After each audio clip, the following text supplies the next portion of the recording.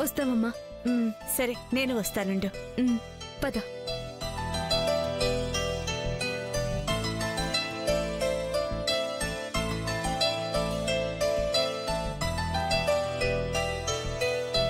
బంగారం, ఎప్పుడు మౌనంగా రావడం వెళ్ళడమేనా?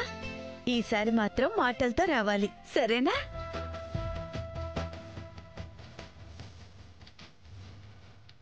వస్తామమ్మా.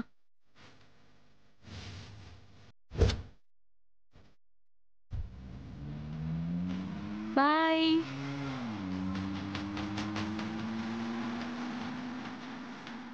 అవునమ్మా, అక్కకి నాన్న గురించి చెప్పలేదు. ఆనందానికి బాధను ఎప్పుడూ అడ్డు పెట్టకూడదు. ఆ మాట చెప్తే మీ అక్క మొహంలో ఆనందం ఉంటుందా? అందుకే చెప్పలేదు. సరే పదండి.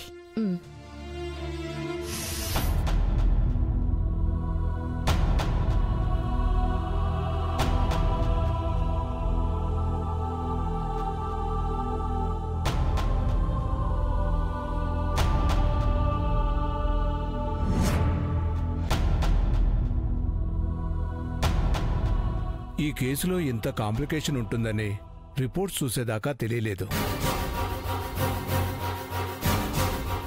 ఐఎమ్ సారీ, బాగా ఆలస్యం అయిపోయింది.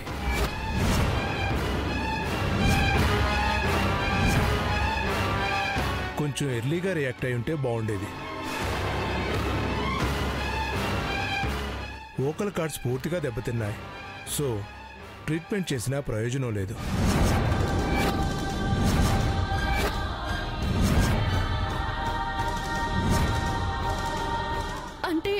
మా బంగారానికి ఇంకెప్పటికీ మాట రాదా? తనెప్పటికీ ఇలా మోగదాల్లో మిగిలిపోవాల్సిందేనా? ట్రీట్మెంట్ చేసినా ఉపయోగం లేదు అంటున్నారంటే అర్థం అదే కదా. మన ప్రయత్నం మనం చేశాం, ఇంకేం చేస్తాం? ఆ దేవుడు ఇలా రాసి పెట్టాడని సర్దుకుపోవాల్సిందే. డాక్టర్, ఎంతో ఎక్స్పీరియన్స్ ఉన్న మీరే ఇలా అంటే మేమేం చేయాలి? మా పాపకు మాట వస్తుందన్న ఆశ వదులుకోవాల్సిందేనా? డాక్టర్ గారు క్లియర్గా చెప్పిన తర్వాత కూడా ఇంకా ఏంటి ప్రణయ్? అలా అని మీరు డిసప్పాయింట్ అవ్వాల్సిన అవసరం లేదు. మాట రాదు అన్న తర్వాత డిసప్పాయింట్మెంట్ కాకేముంటుంది డాక్టర్? ట్రీట్మెంట్ చేయడం వల్ల అయితే ఉపయోగం ఉండదు, బట్ ఇంకో అవకాశం అయితే ఉంది.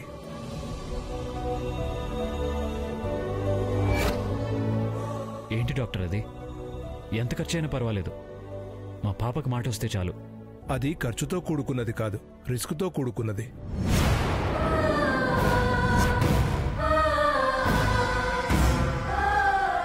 అంటే కోట్లు ఖర్చు చేస్తే మెడిసిన్స్ వస్తాయి, డాక్టర్స్ వస్తారు, బట్ ఆర్గాన్స్ దొరకవు.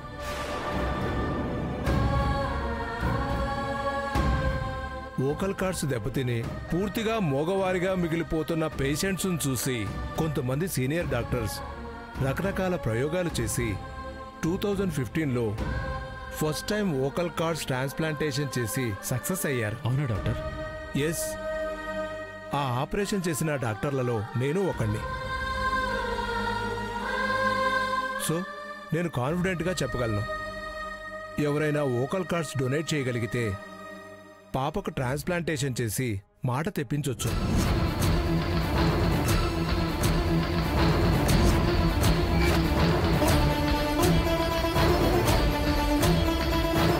నిజంగా అలాంటి అవకాశం ఉందా డాక్టర్?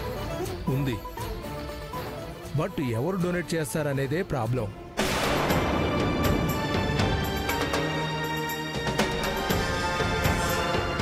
ఇప్పుడున్న పరిస్థితుల్లో పాపకి ట్రాన్స్ప్లాంటేషన్ తప్ప మరో దారి లేదు. దానికి డోనర్ ఎవరైనా దొరుకుతారేమో చూసి చెప్పండి. అది నేను వెళ్ళగలిగే లోపే ఈ ఆపరేషన్ చేయించాలి. నేను వెళ్ళాను అంటే మళ్ళీ ఇప్పుడప్పుడే రావడం కుదరదు. ట్రాన్స్ప్లాంట్ చేస్తే ఖచ్చితంగా పాపకు మాట వస్తుందా డాక్టర్? ఖచ్చితంగా మాట వస్తుంది.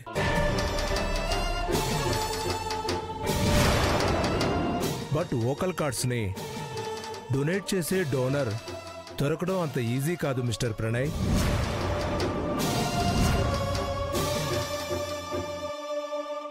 వోకల్ ట్రాన్స్ప్లాంటేషన్ అనేది మిగతా ట్రాన్స్ప్లాంటేషన్ అంత ఈజీ కాదు. Like liver, kidney, lungs etcetera etcetera. వీటిలో ఏది డొనేట్ చేసినా ఆ డొనేట్ చేసిన వ్యక్తికి పెద్ద నష్టమే ఉండదు. వేరాజ్ వోకల్ కార్డ్స్ విషయానికొస్తే డోనర్ తన మాటను కోల్పోతాడు.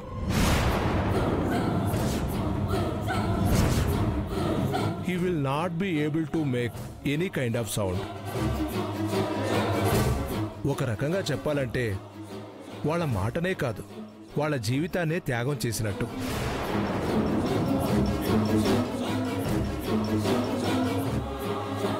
అలాంటి డోనర్ దొరకటం నా ఎక్స్పీరియన్స్లో చాలా అరుదు. మీ పాప అదృష్టం ఎలా ఉందో చూడాలి. Anyway, all the best.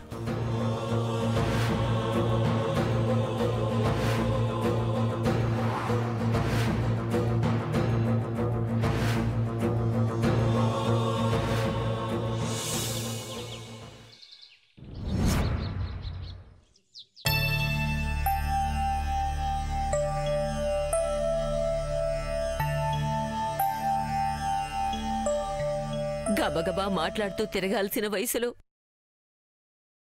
ఆ పసిదాని గొంతు మూగబోయేలా చేశావు. కష్టాలు ఇవ్వడానికి, కష్టపెట్టడానికి నీకా పసిబిడ్డే దొరికిందా స్వామి? పాపం తప్ప పుణ్యం చేయని వారికి అన్నీ ఇస్తావు. ఆ పసిది ఏం చేసిందనయ్యా దాని గొంతు నొక్కేశావు? పసిబిడ్డ దానికేం కావాలో కూడా నోరు విప్పి చెప్పలేదు. కనీసం ఆకలేస్తే కూడా అన్నం పెట్టమని అడగలేదు.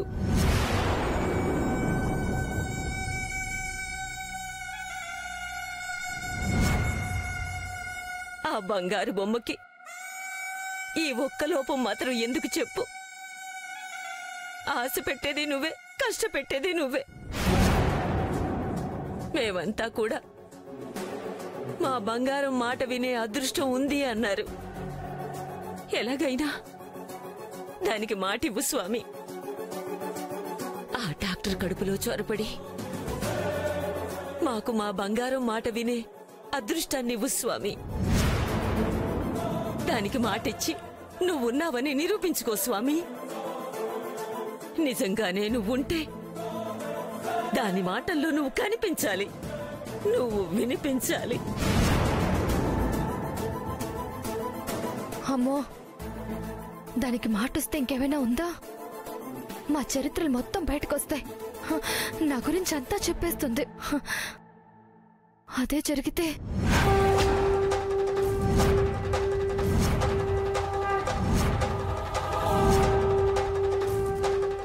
నీలాంటిది బతకూడదు.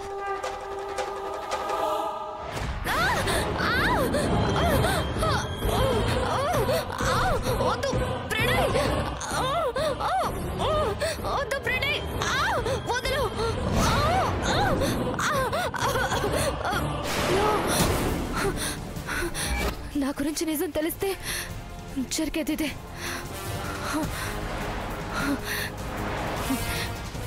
ఏం చెయ్యాలి? నా బతుక్కి దాని మాటకి ముడిపడింది.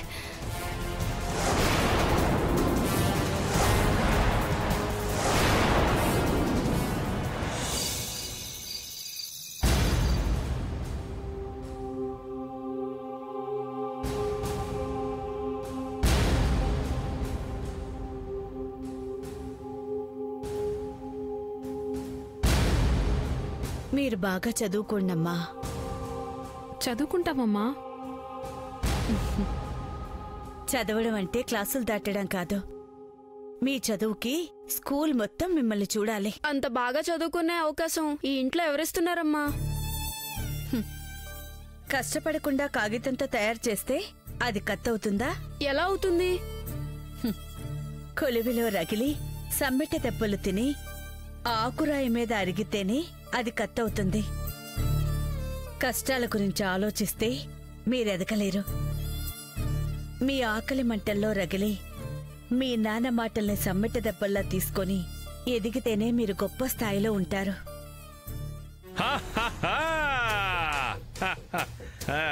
నా బంగారు తల్లి, చదువుకుంటున్నావా తల్లి? బాగా చదువుకో. నాన్న నీకోసం వేయించిన నాటుకోడి కూర, వేడివేడి చపాతీలు చేయించి మరి తీసుకొచ్చాడు. మేం తినేసాం నాన్న. అబ్బే ఏంటమ్మా అప్పుడే తినేశారు? మీ నాన్న వస్తాడు, మీకోసం ఏదైనా తెస్తాడు అని తెలుసు కదమ్మా. నీ తాగుడు కంటే టైం ఉండదు, వాళ్ళ ఆకలికో టైం ఉంటుందిగా. నువ్వు మధ్యలోకి రాకు. అమ్మా టీను, నువ్వు ఏ స్కూల్ రా? ఎందుకు నాన్న? బాధ్యత గల తండ్రిని కదమ్మా. నువ్వేం చదువుతున్నావు, ఎక్కడ చదువుతున్నావు నేను తెలుసుకోవాలి కదమ్మా. ఎప్పుడూ లేంది ఆ వివరాలు నీకెందుకు? నిన్ను నాన్న అమ్మని కొట్టొద్దు. కొట్టనమ్మా కొట్టను, నువ్వు చెప్పావు కదా. కూర్చో కూర్చో కూర్చో. ఏయ్ పిచ్చిదానా, మన మధ్య మాట్లాడొద్దు.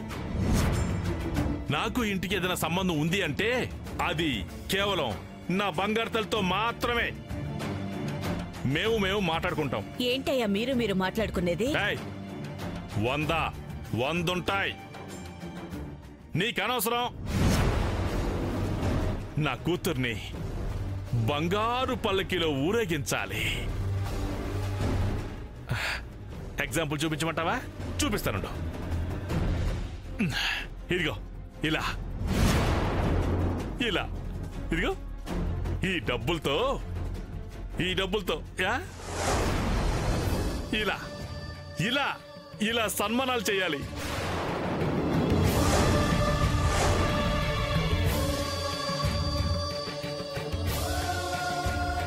ఏవయ్యా, నీ కాళ్ళు పట్టుకుంటారు. అసలేం చేస్తున్నావో చెప్పు. ఇంత డబ్బు నీకెక్కడి నుంచి వస్తుంది? మా దగ్గర ఏం దాస్తున్నావు చెప్పవయ్యా. నీ అల్లుడు నీ కూతురు కార్డు ఇచ్చి బ్లాక్ చేస్తారని అర్థమైపోయింది కాబట్టి వాళ్ళని వదిలేశా.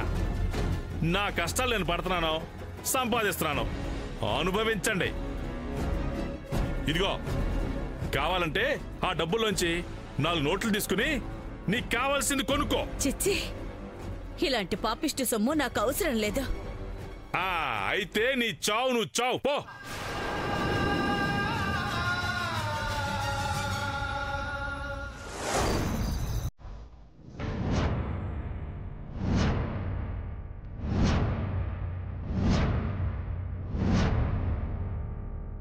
నీకేమైనా పిచ్చి పట్టిందా? నువ్వు ఇవ్వడం ఏంటి? మరి ఎవరు ఇవ్వకపోతే బంగారానికి మాట ఎలా రావాలి? చూద్దాం ప్రేమ, డోనర్ దొరకపోరు. అప్పటి వరకు డాక్టర్ ఇక్కడ ఉండాలి కదా. నువ్వు ఇస్తే పోయేది నీ మాటే కాదు, నీ పాట కూడా. బంగారం మాట కన్నా నాకేది ఎక్కువ కాదు. ఇది ఇప్పుడిచ్చిందంటే దానికి మాట వస్తుంది. నేను ఇరుక్కుపోతాను. ఎలాగైనా ఇది డొనేట్ చేయకుండా ఆపాలి. బంగారానికి మాట రావాలని మా అందరికీ ఉంది. అలాని నీ మాట పోగొట్టి కాదు. ఇవ్వడానికి నాకు అభ్యంతరం లేనప్పుడు ఎందుకు ప్రణయ్ ఇంకా దీని గురించి డిస్కషన్? ఎలాంటి ప్రయత్నం చేయకుండా ఇలాంటి నిర్ణయం తీసుకోవటం కరెక్ట్ కాదు. ప్రయత్నం చేస్తూ కూర్చుంటే ఆ డాక్టర్ గారు ఇచ్చిన టైం అయిపోతుంది. బంగారం అంటే నీకే కాదు, మాకు కూడా ప్రాణమే. అలా అని నీ పాటలతో 10 మందికి ఆనందాన్ని ఇచ్చే ఆ గొంతు మూగబోవడం మాకిష్టం లేదు. ఎవరో ఒక డోనర్ దొరక్కపోరా. నువ్వు నీ నిర్ణయాన్ని మార్చుకో ప్రేమ. అవునమ్మా, పాటలు పాడడం నీకెంత ఇష్టమో, గాయని కావాలని నువ్వెన్ని కలలు కన్నావో మాకు తెలుసమ్మా. ఆ కలకి సమాధి కట్టేస్తే అలా? నువ్వు పాటలు పాడాలి, మంచి సింగర్వి కావాలి. పాప మాట కోసం నా మాట మూగిపోయినా పర్వాలేదు. నా స్వార్థం కోసం బంగారాన్ని శాశ్వతంగా మూగదాన్ని చేయలేను. 4 రోజులు టైం ఉంది ప్రేమ, ఈ లోపు ఎవరో ఒకరు దొరుకుతారు. దొరక్కపోతే మళ్ళీ బంగారానికి మాట వచ్చే అవకాశం వస్తుందా? ప్రణయ్ నేను గట్టిగా ట్రై చేసి ఎవరో ఒక డోనర్ని వెతుకుతాం. మేము నీ మంచి కోసమే కదా చెప్తున్నాం. వాళ్ళని వీళ్ళని అడగడం ఎందుకు? బంగారం అంటే నీకు ప్రాణం కదా. పైగా దత్తత తీసుకుంటాను అని మా అమ్మని కూడా అడిగేవంటి కదా. బంగారానికి తల్లి కావాలి అనుకున్నప్పుడు బంగారం కోసం పెళ్లి చేసుకోకుండా త్యాగం చేయాలి అనుకున్నప్పుడు అదేదో నువ్వే ఇవ్వొచ్చు కదా.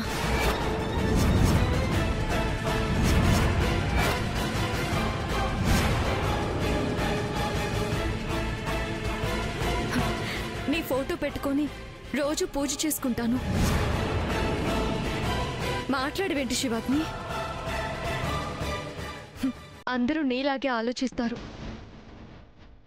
ప్రాణం ఉన్న నువ్వే బంగారానికి మాట రావడానికి ఈ చిన్న త్యాగం చేయలేకపోతున్నావు. ఇంకా బయట వాళ్ళు ఎలా ఇస్తారు? నెట్లో సెర్చ్ చేస్తే ఏదో ఒక దారి దొరుకుతుంది. ఎవరో ఒక డోనర్ దొరుకుతారు.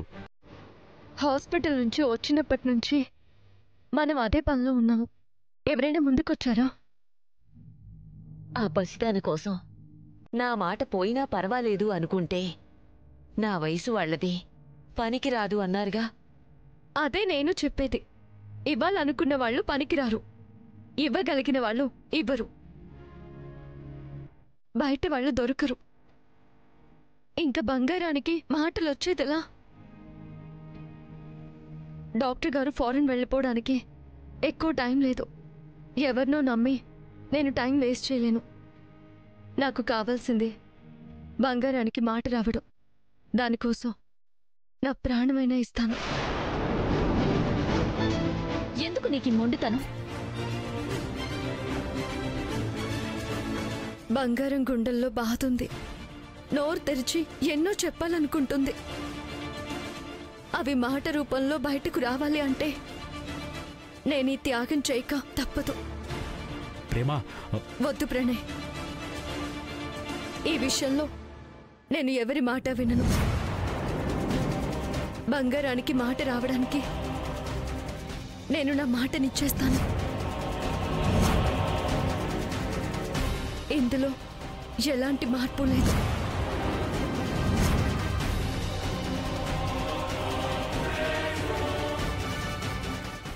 ఈ ప్రేమ పరిస్థితిని నా ప్రాణం మీదకి తీసుకొచ్చే వరకు వదిలేలా లేదుగా. ఏదో ఒకటి చెయ్యాలి.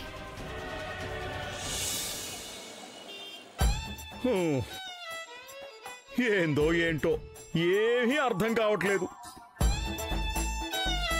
మరీ నా బతుకైతే తమలపాకులో సున్నల్లా అయిపోయింది. నువ్వన్నా సున్నం చెల్లాయ్. నా పరిస్థితి చూడు, అడకత్తెరలో పోక చెక్కలా తయారైంది నా బతుకు. ఇంతకీ అదేం చేస్తుందంటావ్? అది తెలియకనే కదమ్మా అల్లాడేది. ఇప్పుడు ఆ బుడ్డదానికి గొంతొచ్చిందా?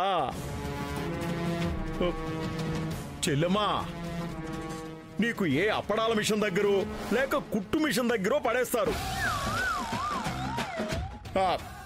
నా పర్సనాలిటీ బీవుండ్లా ఉంటుంది కదా, నల బీవుండ్ అనుకుని ఏ వంటగదిలోనో పడేస్తారు. ఎక్కడా? ఇంకెక్కడా? జైల్లో. నువ్వు ఏ ఎక్స్ప్రెషన్ ఇచ్చినా జైలే. మనమేనా? మరి అదే, మనిషి అనేవాడు వదలకుండా వాడే డైలాగ్ ఏంటంటే, మనం పోయినా పర్వాలేదు గాని మన పక్కోడు కూడా మనతో వస్తున్నాడా అనేగా. మరి ఎంత చేసినా అది బయటే ఉంటుందా? ఉండదు, కానీ అక్కడ కూడా దర్జాగా బతికేస్తుంది. ఎలా? ఎలానా? ఉదయాన్నే ప్రవచనాలు, సాయంకాలం బుర్ర కథలు చెప్పి. నిజమే, ఆ జ్ఞానం సంపాదించేగా మనల్ని అజ్ఞానుల్ని చేస్తుంది. అదిగో అమ్మాయికి నిండా 100 ఏళ్ళు మాటల్లోనే వచ్చేసింది. అమ్మాయి, కాయ పండా? కాయ పండై రాలింది. మళ్ళీ ఏమైందే? కిడ్నీలంటే 2 ఉంటాయి కాబట్టి ఒకటిస్తారు. గొంతెవరిస్తారులే అనుకున్నాను. ఎవ్వరూ అవసరం లేదు, నేనే ఇస్తానని కూర్చుందా ప్రేమ.